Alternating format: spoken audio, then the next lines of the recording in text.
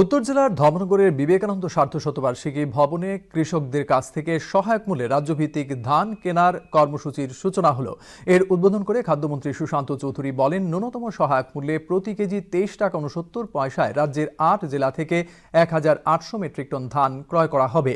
অনুষ্ঠানে অন্যদের মধ্যে ছিলেন জেলা সভাধিপতি অপর্ণানাথ, বিধায়ক যাদবলাল নাথ, শৈলেন্দ্র চন্দ্র নাথ, খাদ্য দপ্তরের বিশেষ সচিব দেবপ্রিয় বর্ধন, জেলা শাসক চাঁদনী চন্দ্রন সহ অন্যরা। মন্ত্রী জানান, 2018 সালে রাজ্যে বিজেপি সরকার প্রতিষ্ঠিত হওয়ার পর থেকে এখনো পর্যন্ত প্রায় 1,25,000 কৃষকের কাছ থেকে মোট 2,44,000 মেট্রিক টন ধান ক্রয় করা হয়েছে, যার আর্থিক মূল্য 489 কোটি টাকা। যে স্বপ্ন কৃষকদেরকে নিয়ে, যে তাদের আয়কে দ্বিগুণ করা,